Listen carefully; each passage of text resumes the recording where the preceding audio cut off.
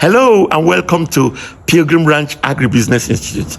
My name is Professor John Abraham Godson, and I want to invite you to our next international modern commercial goat farm management masterclass.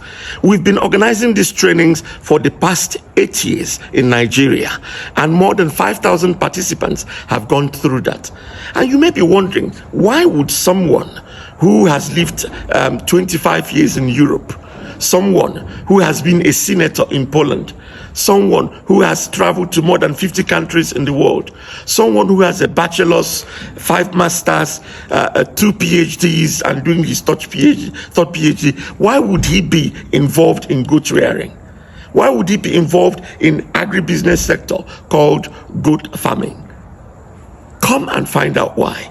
Goat rearing is one of the most lucrative and one of the most neglected areas of agribusiness in Africa.